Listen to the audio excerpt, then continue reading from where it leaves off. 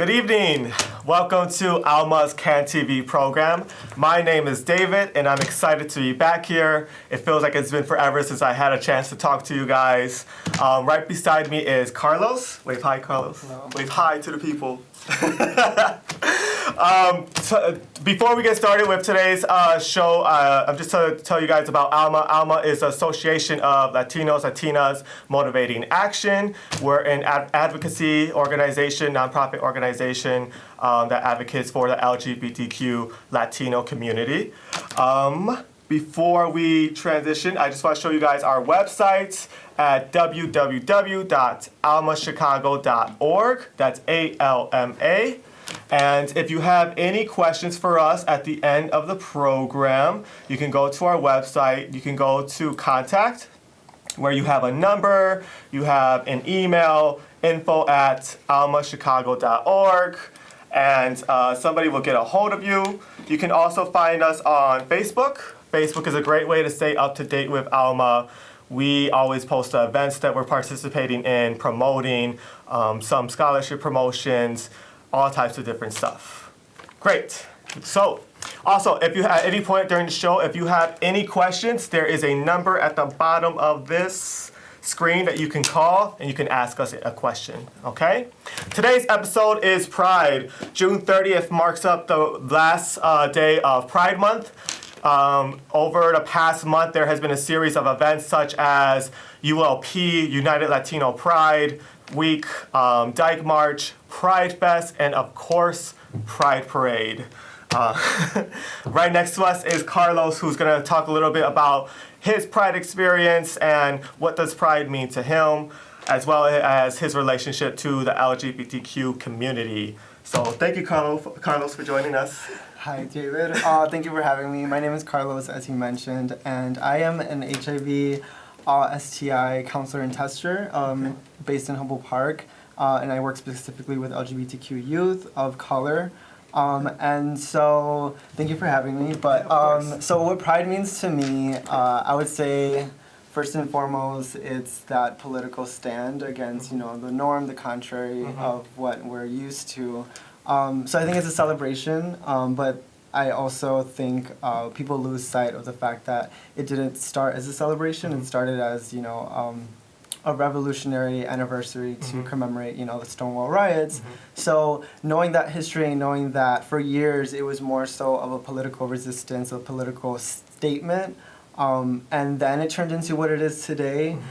People lose sight and they just remember that Pride is the time to get wasted and be topless and be with very little or minimal clothing. And it's fun, it's a day that we can be visibly, openly, publicly ourselves, or so we think, in our space. But then it's turned into something that we're starting to see more of this turning back to what it used to be, and in that sense is to make political statements. Got you. Let me take a back step with you a little bit. Let's help our viewers get a little bit more about who's Carlos, right? Okay. So I think it's awesome. You mentioned that you work in an HIV outreach field, right?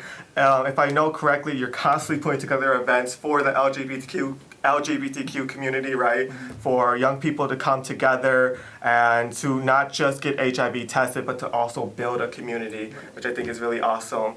What else? We have a caller, I believe. Caller? Hello? Yes, gentlemen. Hi. I was watching the View this morning, and they had a baker who wouldn't bake a cake for the two gay men that were going to get married. And they said that was discriminating. Okay.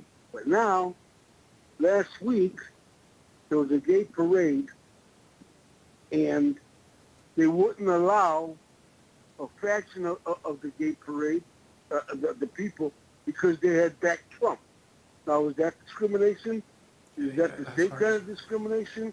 What's good for one person isn't good for another person? Do you understand my question?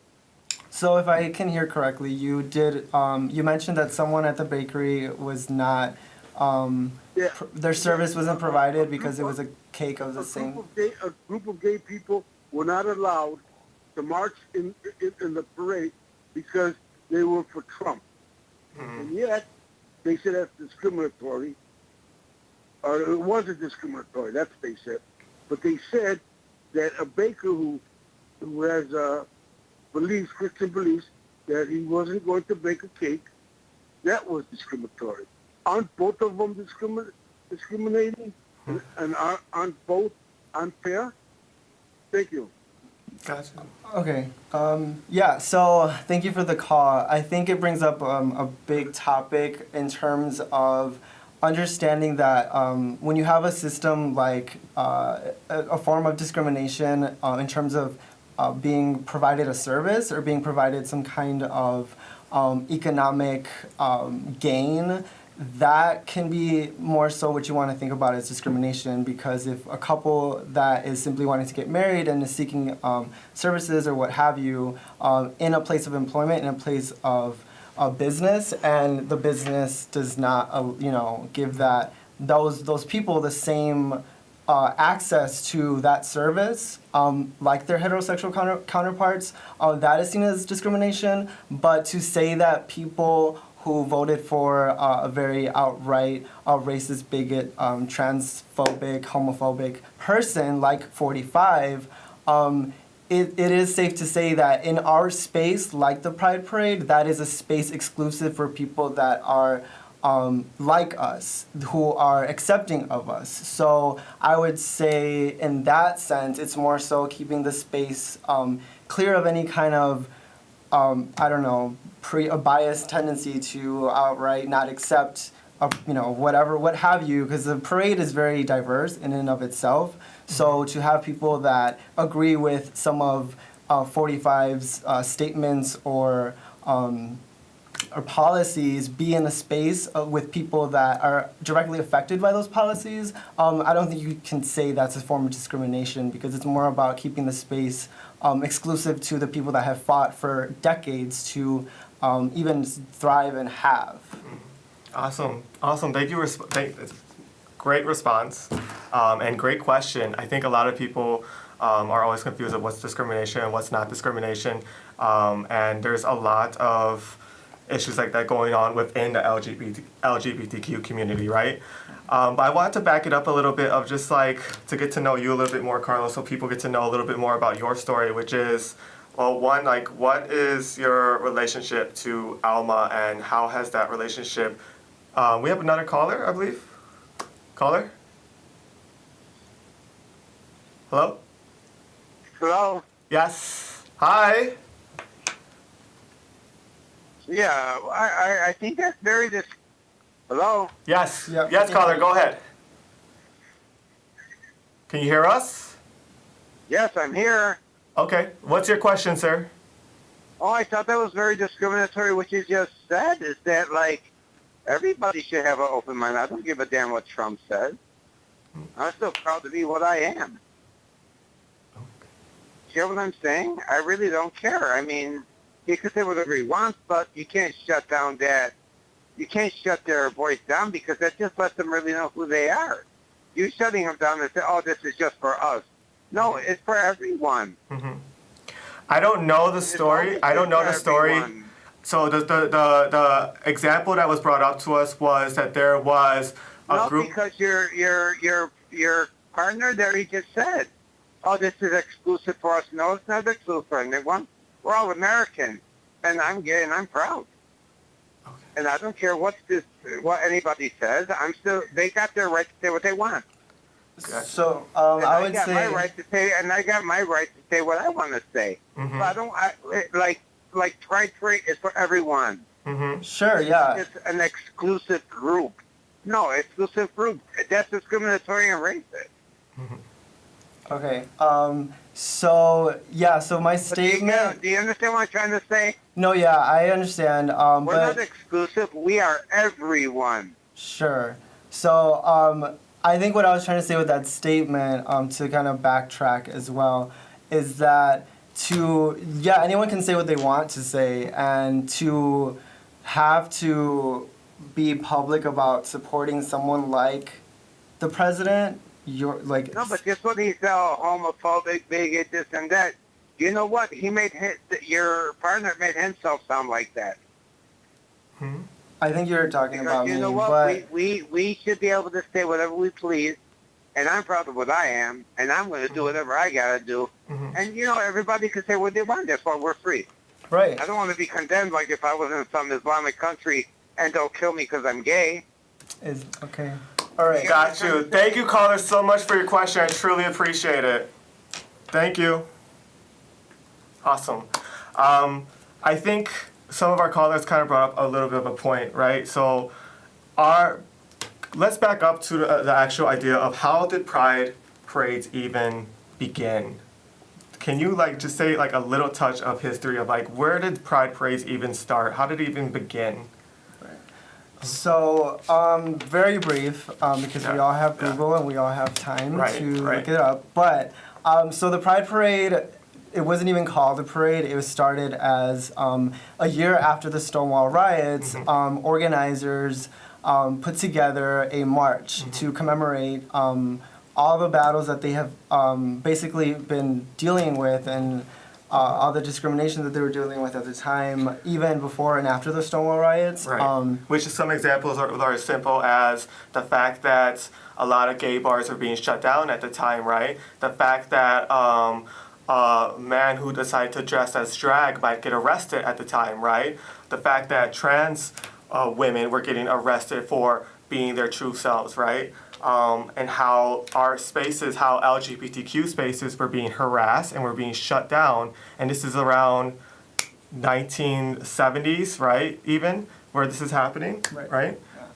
So, so the parade started as just kind of yearly commemorations and street protests to kind of push on this idea at the time that, we want gay liberation and we want all X, Y, and Z. So it was more so of a yearly protest to show kind of the progression of what at the time we wanted, which was gay liberation. So it turned into a celebration with music and with, floats and what have you. And so what we see today, to reiterate our last caller, is that it's for everyone. Everyone attends, everyone now goes. There's a lot more straight people, more families there. So it's... I think even every year there's even a section put to the side for those who are completely against. Yeah, they have their community. own section that is guarded by the police with police fencing that basically allows them to be there in the space to talk about, hateful things and to bring up the biblical what have you. So they are there, and so are the Trump supporters, and so are the people that don't really want to be there. They're there. Everyone's there. But it started as an exclusive space for people who identified as LGBTQIA to be there to voice that they are here and to voice their concerns. So now, kind of like what I was reiterating earlier, is that to turn it back into that, to kind of centralize the focuses of, because we're not in a happy medium now. We have gay marriage in some states and across the country, but it doesn't stop there, and I think we as a community have lost sight of that. And I think that goes into kind of my next question, which is, you just gave a couple examples, right? We have gay marriage, right? We have legalization across the U.S., right? So why Pride then? Why do we still have Pride Parade? Why do we still have Pride Month? Why do we still need it? What would you say? Well, we live in a capitalist society, so you see now we have so many, I don't know why I have AT&T in this float. What do I as a gay person get from, these corporations that have now invested so much money into the marketing of something like the Pride Parade? And along with that, I don't think it's always inherently bad, because you do have those young people that look up to this one-year event where they can just walk down the streets with their friends and be queer and be open and out there, which is what I did when I was 14. That was my first Pride, and I just walked the streets with my friends the first time ever. And so every year going, ever since then, you see younger people, you see older people. It's just... it's there, and it serves its purpose for young people to look up to, expressing their pride and expressing themselves with their friends, and then meeting people. But I just think we need to kind of readdress the message, the intent behind the Pride Parade, you know. Which has definitely taken an example, right, of this year. I mean, there was Pride parades all across the country, but yet at certain moments of the parade all across the country, there was a lot of shutdowns, there was a lot of halts, there was a lot of protests that happened, right?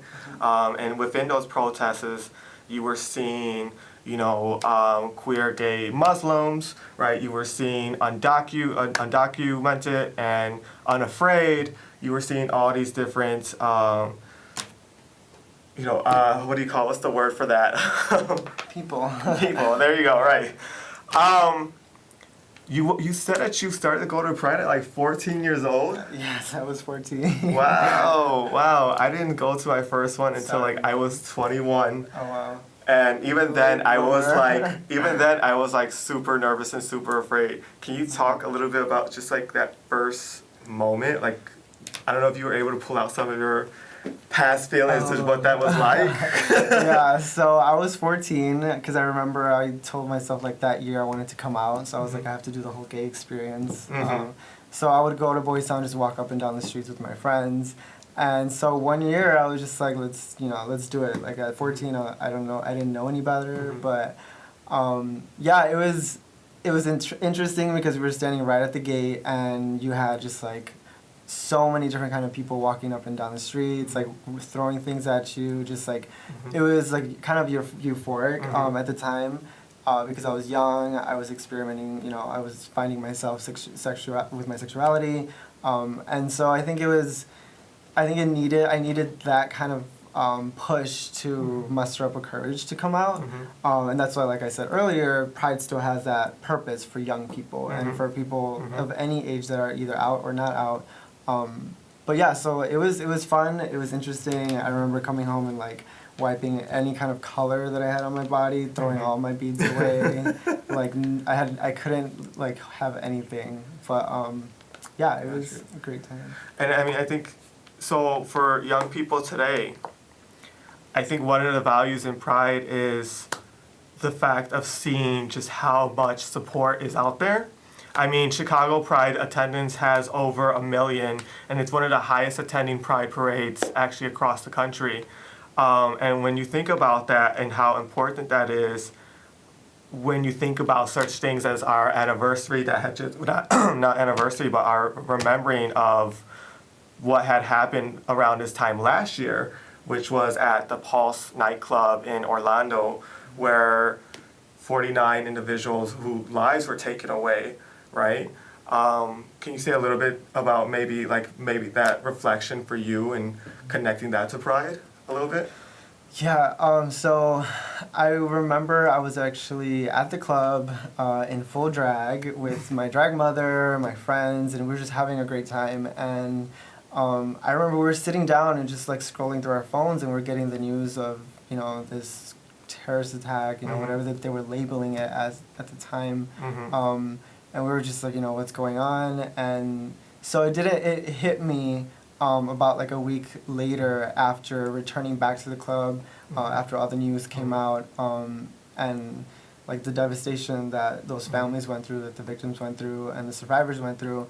It was traumatizing because going back into the club, it was eerie. It was just like it could have happened anywhere, and to just have that idea that, you know, a sacred space like a gay night was the target of that attack. Really kind of it made me realize that all those families, you know, like every single one of them went there for that experience. And let's backtrack and let's make sure that we call it out, the fact that it was mostly, you know, gay, lesbian, trans, LGBTQ, Latinos, Latinas, Latinx, whose lives were taken away as well. The night of that tragedy was actually a Latino night, right? And I myself was able to connect with that. You know, when I first started to go out into gay bars and gay clubs, it was the Latino night, right, that I felt most connected to, that I had the most fun, right? And it was also in gay bars and gay clubs during those nights where I often felt the most safe, right? I remember when I heard what was going on, and the week following the tragedy, going into the Pride Parade, how people were marking on Facebook, writing on their statuses and stuff like that, what to do if there was a shooting in a club, where are the best places to hide, if people were going to go to Pride Parade and stuff like that. Do you remember, well, first off, you went to Pride 2016 summer. Mm-hmm. Do you remember a little bit about just like that emotions? Did you see like extra value in that of attending that Pride Parade and showing up and turning out and stuff like that? Yeah, I remember I was actually on the float with my organization, and we had a whole contingent dedicated to the Orlando victims, and so just knowing that I was part of that, at the very least, being able to show solidarity with everyone in Orlando, the victims, the families. As a queer person of color, I have no relation to anyone that was affected, Right. but it's that the knowing that our community, our people, our family, was affected directly by it. Got you. Thank you. I appreciate that. So backtracking. So you had caller. Hello? Hi. Can you hear us? Yeah, can you hear me? Yes. What's your question, caller? It's more of a statement. I just wanted to say thank you for representing the Latino and LGBTQ people in the parades the way you guys did, because I think something that's important that you guys may have not addressed is kind of the erasure that's been happening since the Trump administration. I mean, people are able to have their own opinions and voice them, and that's great. But then it's different when you're actually enacting policies that affect the lives and the struggles and the victories of the struggles that you've been fighting for. On top of just like even just taking, for example, the Washington's DC's the government's website and taking down the LGBTQ page that the previous administration had built. So I just wanted to say thank you guys for talking about this and addressing the issues. And yes, everyone's welcome at Pride, but then it's when your actions start affecting your communities, both the LGBTQ as well as the Latino, Latinx communities. So just thank you guys for talking about it. I appreciate that. Thank you so much, caller. We appreciate you. We appreciate it. Nah. Also, well, before you said say goodbye or anything like that, Carlos is also, we didn't get a chance to mention how Carlos is also part of Alma's Youth Advisory Board. Do you want to talk just a quick second a little bit about that, on some of the things that you've done with Alma for the past year? Sure. So I was awarded the Creating Change Scholarship for our recipients to go to the Creating Change Conference and also serve as a youth board member for a year. So after Creating Change, it was an amazing experience. I met so many people. Philadelphia has like a part of my heart for so many reasons. Yes. More so lately. Yes. Shout out to the Philly crew. Philly, you guys are doing the damn thing. So I've worked with a lot of the other youth board members and Alma to kind of like set up events, discussions, centering the voices of people of color, centering the voices of queer, Afro-Latinx youth, just kind of like getting dialogues going, getting conversations going within our communities. And so, yeah, I'm excited for the rest of the year and kind of like introduce some new events and new ideas that we have going on for the summer. For sure. Thank you so much. Thank you, Carlos, for joining us. Appreciate you. If you guys have any questions, please feel free to reach out to us. Our webpage is www.almachicago.org. There you can find our contact section there with our number where you can leave a voicemail. An email where you can go reach out to us at info@almachicago.org. If you have any questions about today's show, you have any comments, please feel free to email us. We appreciate it. Our website is also full of our programs, different events going on, also different resources, all types of different things. So thank you so much for joining us. We appreciate you. Much love. Stay prideful, and we'll be back one day soon. Bye.